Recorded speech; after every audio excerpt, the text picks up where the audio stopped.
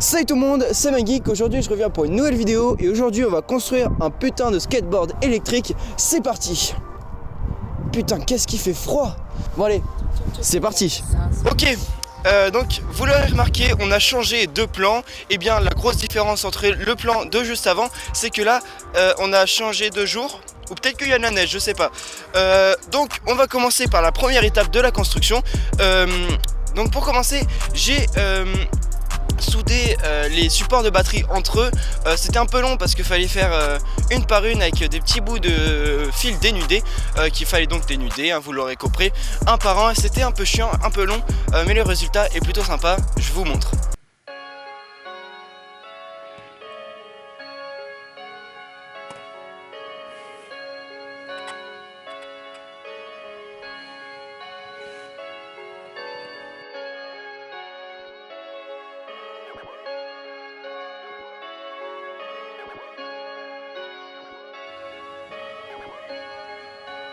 You got the sauce, bitch.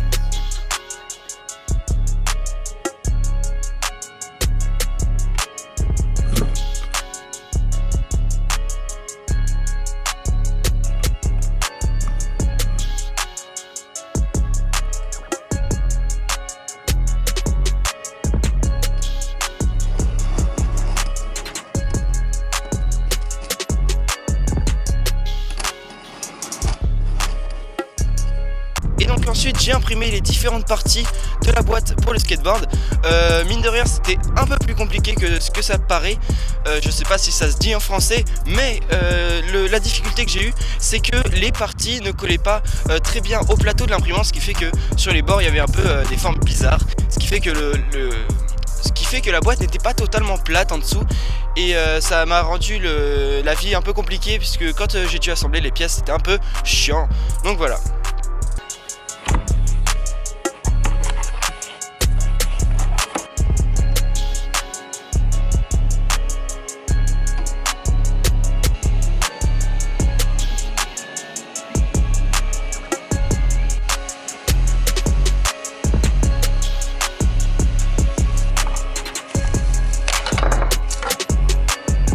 Donc ensuite j'ai placé à blanc les pièces dans la boîte pour voir ce que ça donnait, si j'avais quelques modifications à faire ou pas. Et dans ce cas là j'avais pas de modifications à faire, tant mieux, puisque j'avais déjà assez utilisé de plastique comme ça, j'ai déjà loupé assez de pièces. Donc heureusement que j'ai pas eu à réimprimer les pièces.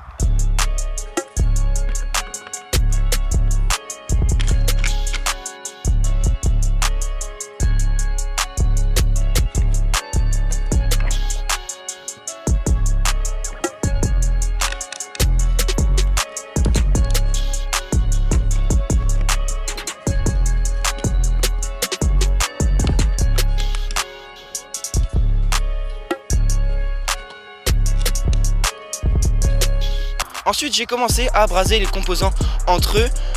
Par exemple j'ai branché la prise pour l'alimentation, donc avec la clé que j'ai fabriquée juste après, je vais vous montrer. La prise pour le chargeur. J'ai aussi brasé les fils sur le BMS. J'ai brasé les fils sur le BMS, sur le voltmètre qui a par la suite pas fonctionné malheureusement, ainsi que sur l'ampèremètre, pardon, je dis le ampèremètre.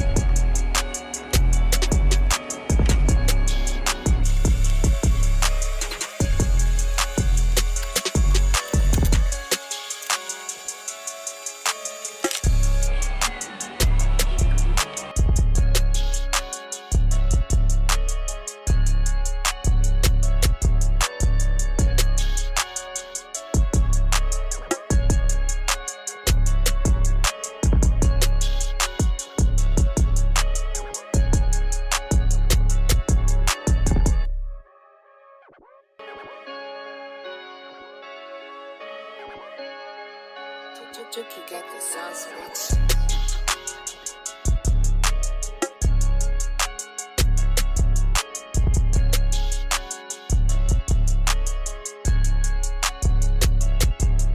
Maintenant je vais vous montrer la télécommande que j'ai choisie pour cette construction, qui est une télécommande assez utilisée dans le domaine des skateboards électriques fait maison.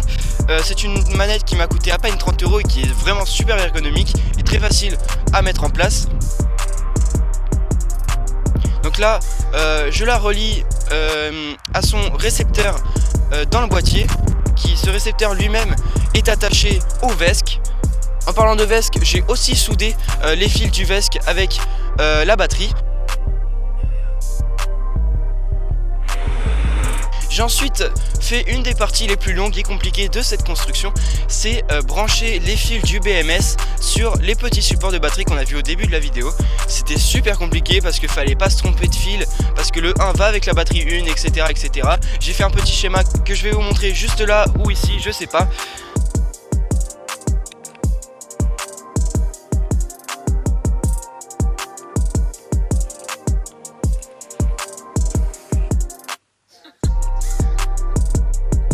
Ensuite j'ai collé les pièces entre elles dans la boîte afin qu'elles ne bougent pas pendant que j'utilise le skateboard, ça serait un peu chiant hein.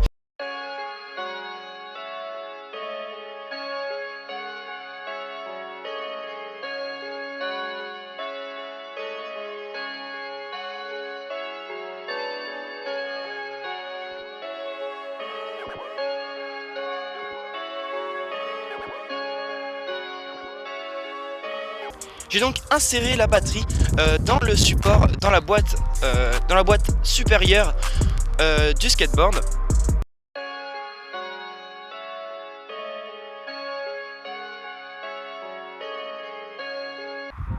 Et ensuite j'ai fait le premier test et attention, ça a marché du premier coup.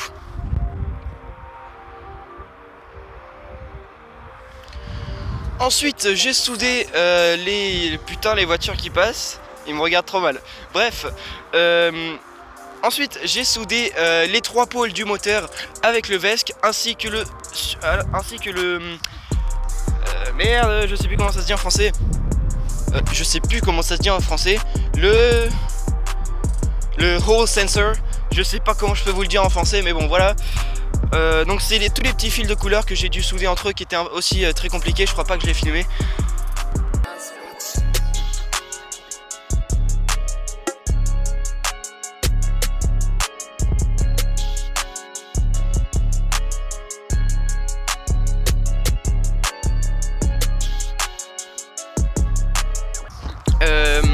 J'ai ensuite, oui je dis beaucoup ensuite dans cette vidéo mais on s'en fout, j'ai mis les parties qui servent à faire rentrer l'air dans le skateboard. J'ai trouvé ça un peu stylé, ça sert pas à grand chose mais c'était stylé.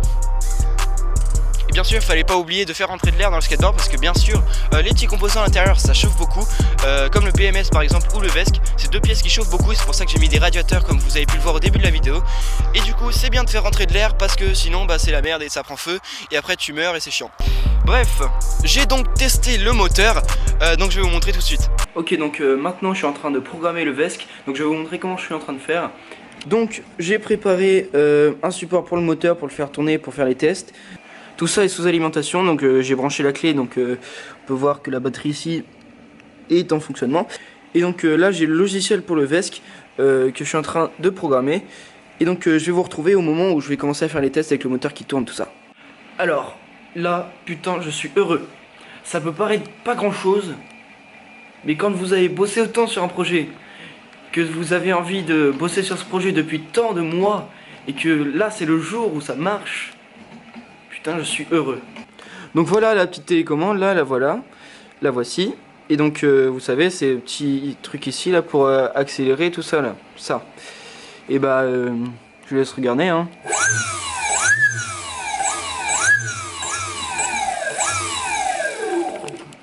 C'est un truc de ouf. Donc pour installer le moteur, on doit donc installer la poulie. J'appelle ça une poulie, mais c'est plus un engrenage, un gros engrenage. J'ai dû sabler l'écran de cette poulie parce que avec l'impression j'avais des petits bouts qui dépassaient donc, et du coup la courroie ne voulait pas rentrer dans cet engrenage, c'était un peu chiant. Pour finir, enfin je dis pour finir mais il reste quelques étapes, j'installe le moteur sur le support moteur bien sûr, ça paraît logique. You get the sound switch.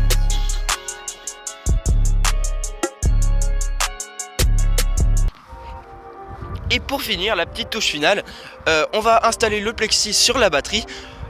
Donc on va visser les petites vis que j'ai prévues à cet effet. On va aussi visser toute la boîte au skateboard. Bah oui, c'est mieux parce que si tu roules avec la boîte qui est pas attachée, ça va traîner sur la route, c'est pas trop bien. You get the sound switch.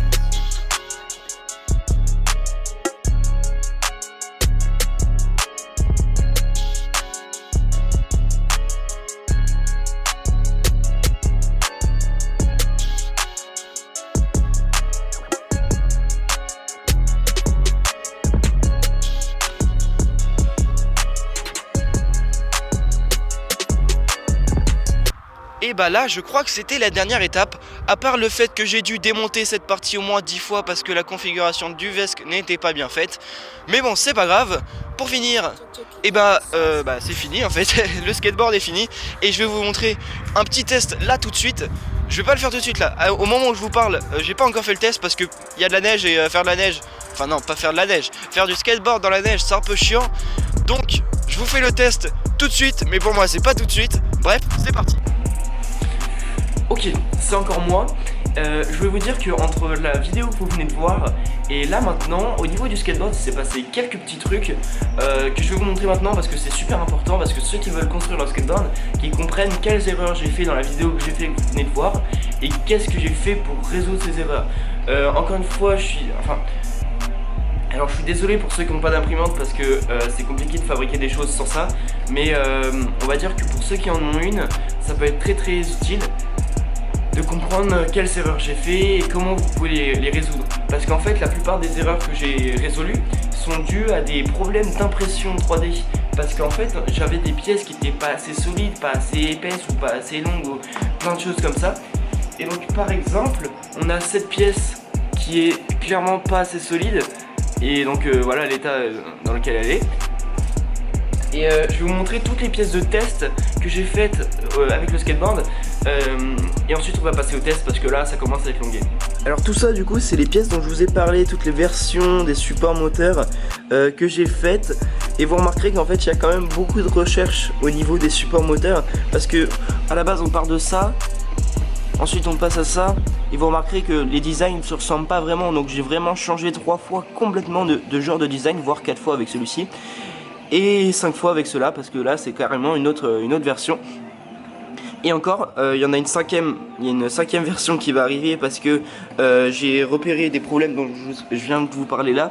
Et du coup j'ai épaissi un peu le plastique ici, j'ai mis un chanfrein ici pour que ça soit assez solide. Donc voilà, il y a plein de versions au niveau des supports moteurs, mais il y a aussi plein de versions au niveau des engrenages et encore elles sont pas toutes là.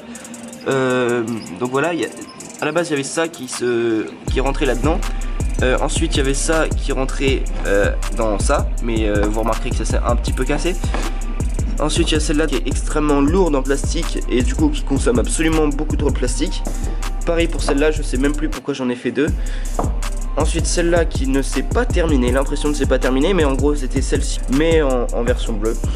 Et voilà, c'est la dernière version, mais en fait j'ai dû en refaire une parce que la courroie ne passait pas dedans, elle était trop large. Du coup j'ai refait une version un peu plus haute. Donc tout d'abord j'ai refait l'engrenage du skateboard parce que d'abord c'était un engrenage qui partait de 15 dents à 60 dents. Et c'était un peu trop, du coup j'ai fait 15 dents à 50 dents. Et du coup on est parti d'un engrenage qui ressemblait un peu à ça, qui avait ça pour s'accrocher sur la roue, et qui avait l'engrenage qui était absolument énorme, que voici. Focus. Non, il veut pas. Ça c'est l'engrenage qu'on avait avant. Ok, pas très bien conceptionné on va dire. Déjà pour parce que la courroie peut sortir ici, il n'y a pas de cran pour retenir la courroie. Et secondement, ça demande beaucoup trop de plastique. Et en plus c'était pas solide du tout. Vous voyez là, c'était pas solide du tout. J'ai donc changé de version et ça c'est la version plus ou moins finale. On a plein de petits trous à l'intérieur pour faire passer des tiges en métal et les accrocher de l'autre côté, je vous montrerai après sur le skateboard. On a une conception qui est beaucoup plus solide et qui a déjà moins de dents pour avoir plus de vitesse de pointe et moins d'accélération parce qu'il était un peu violent, et on va pas se mentir. Et aussi à l'intérieur c'est un peu creusé, comme ça on consomme pas trop de plastique, et là au final on a une pièce qui est plutôt bien conceptionnée. Ensuite au niveau des supports moteurs, je crois que c'est ça qui a demandé le plus de plastique, c'est absolument énorme. J'ai fait exactement 1, 2, 3, 4, 5, 6, 7, 8, 9 versions. J'ai fait 9 versions du support de moteur pour le skateboard. Ça demande énormément de plastique, mais je suis arrivé à une version finale qui est pas celle qui est sur le skateboard actuellement, parce que là je viens d'en dessiner une nouvelle qui est un peu mieux. Je vais vous expliquer pourquoi, parce que j'ai encore des problèmes maintenant. Et en fait oui, c'est un processus qui est super long de fabriquer un skateboard électrique, parce qu'en fait c'est des tonnes de petits changements qui font qu'à la fin c'est parfait. Et pour l'instant c'est pas vraiment parfait, mais dans les prochains mois je compte faire une version 2 du skateboard qui va être absolument incroyable. Vous allez voir, j'ai déjà des super idées. Il y aura de l'aluminium, il y aura des nouvelles pièces en 3D, il y aura des nouvelles techniques de dessin qui feront que c'est beaucoup plus stylé, vous allez voir, c'est super stylé. Il y aura plein de choses de nouvelles. Il y aura une version 2. Et au niveau des véhicules électriques, je voulais vous parler de ça avant de passer au test et de vous expliquer ce qu'il y a de nouveau sur le skateboard. Je voulais vous dire que je travaille sur un autre projet. Il y a un truc qui est en train de s'imprimer ici, c'est pas pour rien. Et j'ai un indice. Et maintenant je peux vous donner vraiment un indice qui va vous dire sur quoi je travaille en ce moment. C'est ça.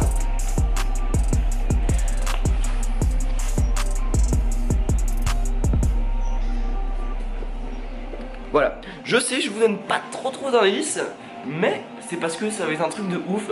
Là je me suis un peu surpassé au niveau du dessin sur Autodesk Fusion 360 pour ceux qui veulent savoir. Et vraiment ça va être un projet de ouf. Et une fois qu'on aura fini ce projet, je continuerai le skateboard. J'ai encore plein d'autres projets en tête. C'est absolument énorme. Je pense que je vais essayer de faire plus de vidéos en ce moment. C'est pas je pense, je vais essayer d'en faire plus. Et là on va arrêter de blablater, je vais vous montrer ce qu'il y a de nouveau sur le skateboard. Déjà comme je vous ai dit, ça c'est le nouveau support moteur. Enfin le nouveau parce que ça c'est le nouveau support moteur. Nouveau entre guillemets parce que en fait je vais en fabriquer un autre qui est un peu mieux. Alors vous voyez là il est collé à l'époxy que je vous ai montré dans la vidéo, pas avec le même support moteur mais c'est un peu le même principe.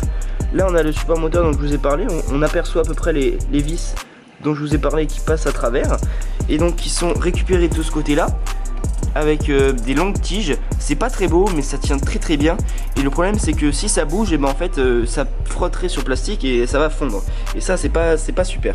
Alors qu'est-ce qui s'est passé ici pour que j'ai à mettre des riselants?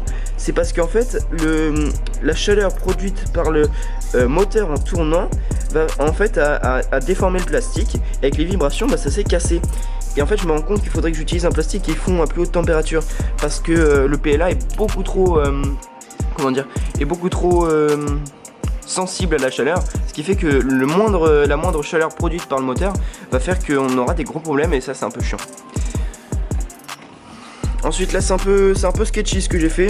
Déjà les soudures sont pas belles parce que j'ai pas le bon équipement pour souder, et ensuite bon j'ai mis ça du coup pour limiter la casse, un beau XT90. Donc au niveau de là rien n'a changé, à part que j'ai mis plein de tiges riselants à l'intérieur pour éviter que la batterie elle vibre, parce que la batterie fait un bruit incroyable quand on roule avec, c'est absolument incroyable, je vous jure, on m'entend passer en skateboard à 10 km. Et donc ça c'est ce dont je vous ai parlé, parce qu'en fait là depuis la dernière vidéo le seul truc qui est resté le même à peu près c'est ça. En fait tout a changé ici.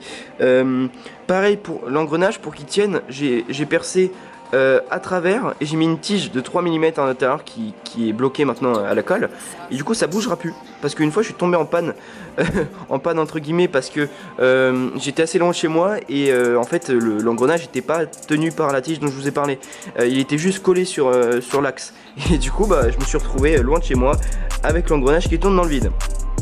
Donc voilà, tout ça c'est ce dont je voulais vous parler avant de passer au test, et donc c'est parti. J'ai un dernier truc à vous dire, promis c'est le dernier. Je tenais à m'excuser pour le manque de vidéos en ce moment. En fait il y a l'arrivée au lycée, il y a le fait que déjà il y a l'arrivée aussi au lycée qui m'a un peu ralenti, on va dire. Mais il y a aussi le fait que le skateboard a été super long à faire. Parce qu'en fait, je suis pas le genre de mec à travailler énormément sur mon projet H24 parce que j'ai pas le temps. Et bon, maintenant je commence à m'améliorer. Par exemple, le projet secret dont je vous ai parlé, j'y travaille beaucoup. Et bah normalement il est déjà réalisable, vous voyez pas mais derrière il y a toutes les pièces pour le réaliser. Oui vous le voyez pas, vous avez pas de chance. Mais il y a toutes les pièces pour le réaliser derrière moi. Et donc je m'excuse pour pas avoir fait de vidéo. Je voulais vous montrer que le skateboard m'a pris beaucoup de temps à fabriquer. Parce que la première photo du skateboard, qui est celle-ci, qui représente un engrenage du skateboard, il remonte au 1er août. Le 1er août 2018. Voilà, une seconde photo. Ça c'est le... Merde, on voit pas. Voilà, une petite autre photo. Celle-ci, qui représente celle... Alors, c'est ça en fait. C'est le petit truc qui a jamais fonctionné, qui a jamais servi à rien. Voilà. Donc c'était le mot de la fin. Et là je vous laisse enfin avec le test. J'espère qu'il va être bien parce que je l'ai pas encore filmé. C'est parti.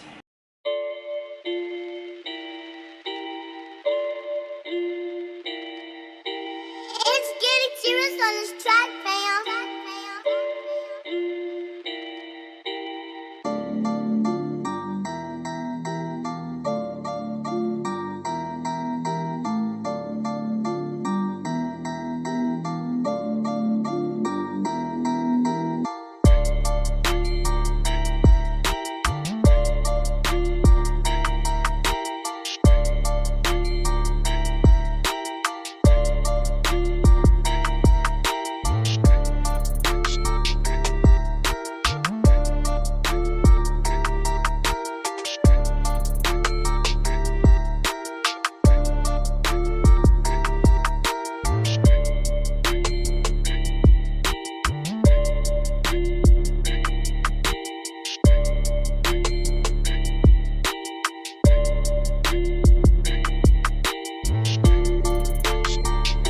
Vous l'aurez compris, c'était un très bon projet à faire. Il m'a pris énormément de temps et d'argent, mais c'était mon premier gros projet en électronique, ou je sais pas comment vous pouvez l'appeler. En tout cas moi en électronique, en impression 3D, c'était vraiment un défi, sachant que j'avais aussi des contraintes de monnaie, du coup d'argent, et de taille. Bonjour les voitures. Quand je dis de taille, c'est parce que le skateboard était tout petit, parce que d'habitude les skateboards électriques sont faits sur des longboards, et moi j'étais sur un pennyboard. C'est un tout petit skateboard, et donc pour faire passer tous ces composants sur un skateboard qui est 2 fois plus petit que la moyenne, c'était un peu chiant. Mais malgré ces contraintes, on va dire que ça a plutôt bien marché, et je suis très heureux du résultat. J'ai encore beaucoup de projets à venir, j'espère que vous serez là pour les voir, et je vous dis à tous, ciao ciao. Allez, salut tout le monde. Ouh, il fait froid, il fait moins 8000.